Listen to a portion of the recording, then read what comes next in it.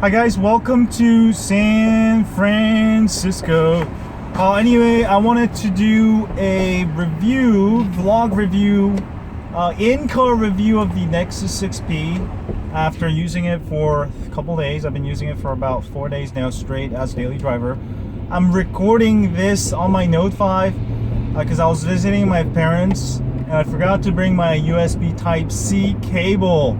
Oh, it's like I have this beautiful phone and I go on vacation, I forgot the cable, and you have to end up using a prepaid phone or something, you know, so don't forget your cable. That's the only thing I don't like about USB Type-C, and they don't even sell it at Best Buy because there's no phone that actually has USB Type-C yet that they sell at the retail stores. You know, the OnePlus 2, Nexus 6P, Nexus 5X, it's not being sold anywhere in retail, so why would they have USB Type-C cable? I'm sure in 6 months or so there's going to be a bunch of USB Type-C cables, but the fact that it's hard to find right now anywhere retail, mostly online, it's sort of not a good deal. So just make sure you carry your USB Type-C cable everywhere. So one thing I don't like about it. So let's actually go ahead and start with the design and feel of the Nexus 6P. I really dig the design of it. It looks beautiful. You think the Note 5 looks beautiful. The Galaxy Note 5 looks beautiful, but I think the 6P looks even better. Metal unibody.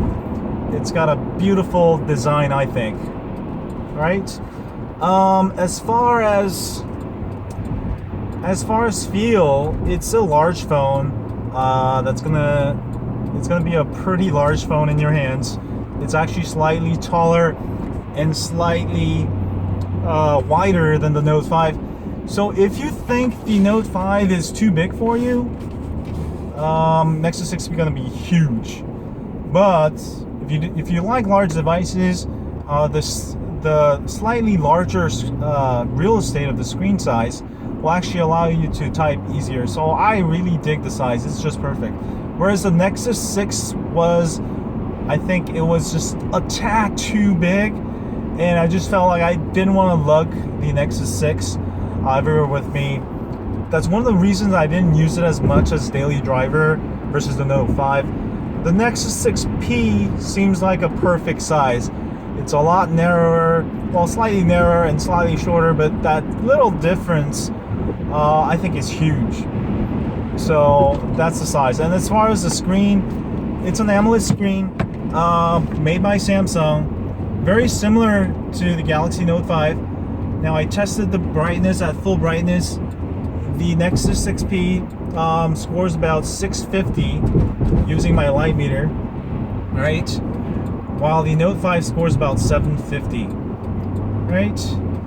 So that being said, it's a very, very bright phone. Compared to any other smartphone out on the market, it is a super bright phone. So I really, really dig that. You know, it's going to be like 20-30% brighter than any smartphone with LCD. For example, LG G4 and V10 scores about 420, I think.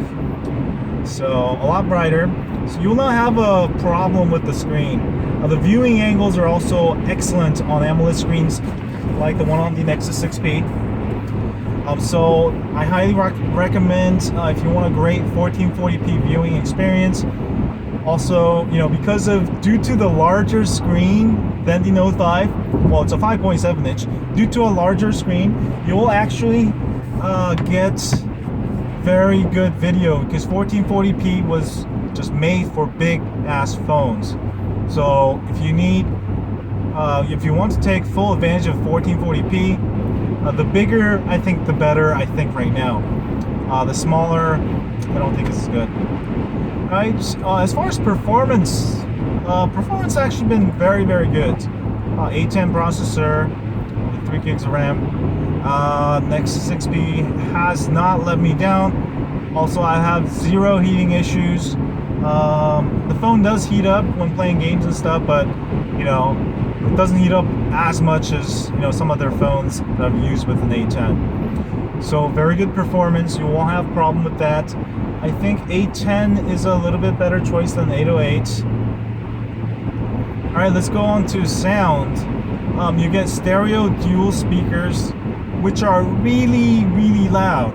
Now, compared to the HTC One M9, what is the difference between the Nexus 6P stereo speakers? The HTC One M9 has way more bass. You can actually hear some nice bass. Whereas the Nexus 6P, you actually don't hear that much bass. Actually, you know, very like zero bass. All right, but it's much louder than the HTC One M9. So if you want to use it as a speakerphone, you know, if you like to listen to music while jogging, using your speakerphone, or walking your dog, the Nexus 6P is going to be super loud. Whereas the HTC One M9, I mean, it's not that loud. You know what I'm saying? It's got stereo, but it's not as loud as compared to the 6P. 6P is like loud. It's like the loudest smartphone I've actually tried. So in that regards, also if you use your speakerphone a lot, having two speakers in the front and they're loud, it's gonna work out really well, even in situations where there's a lot of people, a lot of crowd. So speaker thing is awesome, you know. And let's go ahead and talk about the fingerprint sensor. Fingerprint sensor is the best on the market. It's the fastest. Go look at videos, YouTube videos. It's faster than the iPhone 6s, faster than the Note 5, LG V10. It's faster than anything else on the market today. You know, and I realized before I got this, I thought LG V10 was a better method by having the power button and the fingerprint sensor, but I realized that's actually the wrong way, because now you have to press the power button and unlock your phone at the same time, use your fingerprint. Now, it works pretty good, but it is an extra step, extra muscle you gotta move with your index finger.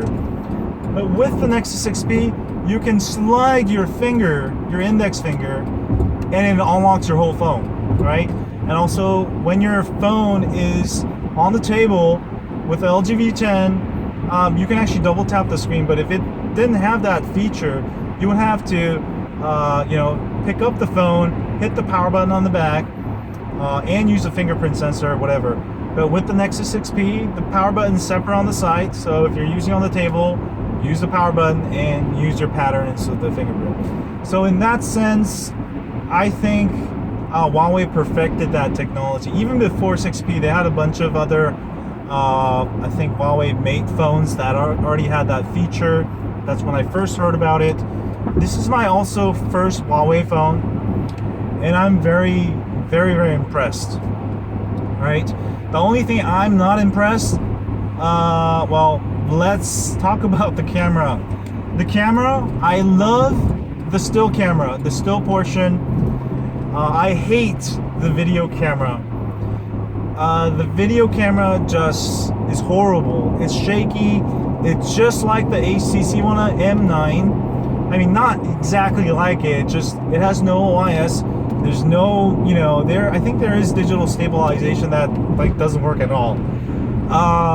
You know, compared to the Moto X Pure, it has no OIS, but it takes these videos in 4K that look like the phone has OIS. Look at the videos on YouTube. It's amazing. So I wish Google and Huawei fixed that. Then it would be an awesome camera. But as far as video camera, the Nexus 6P, you'll need a tripod, stabilizer, or a fluid head. You'll never want to, you know, not even mount it on this car like here. I'll do another vlog with the Nexus 6P mounted on the same mount, and you'll see a ton more. Well, the front camera is not bad, so it might actually work out. The back camera, I'm saying.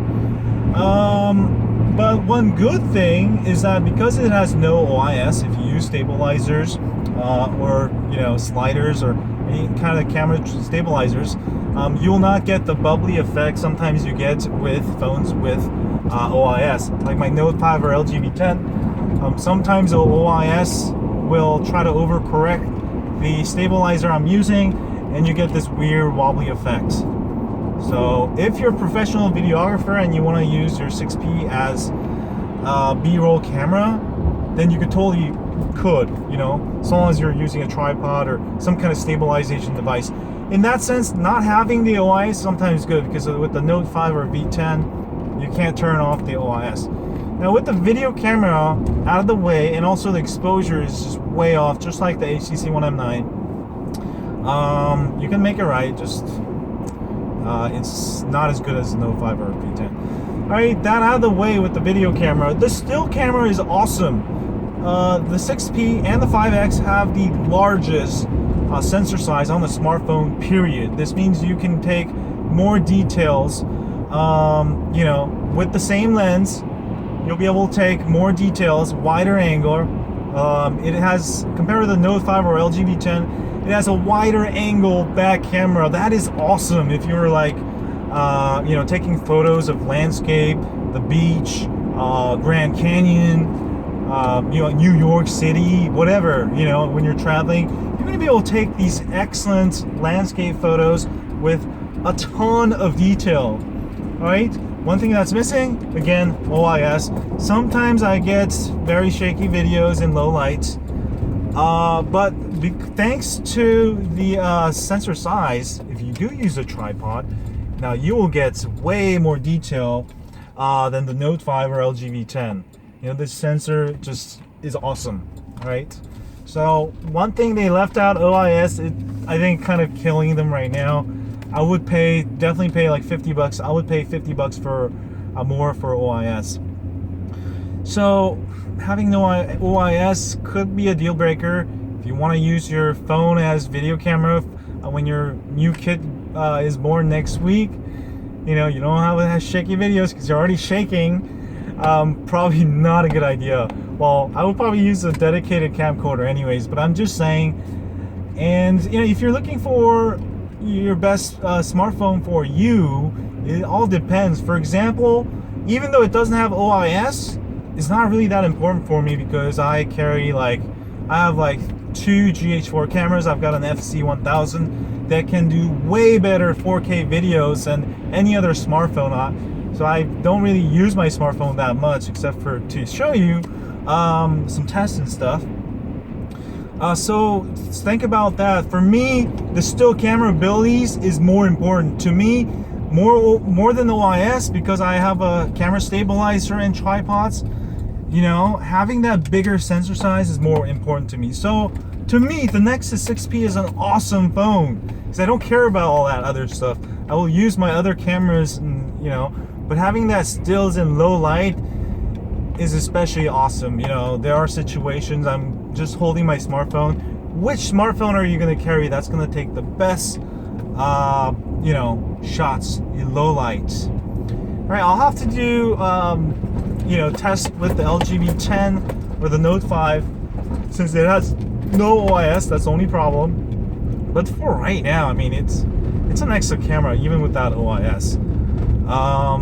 Anyway, battery life is also excelente. You get a full day.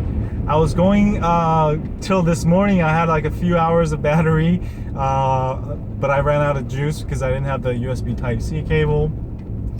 All right, I think we went over a lot of it, but this is my 4-day, my just, you know, thoughts on it, vlog style. Anyway, I hope you guys enjoyed this video. Don't forget to leave your thoughts. Do let me know what you think. And if you like more of these videos, I'll do more. But I'll have a full review, so check that out. And as always, stay on Android.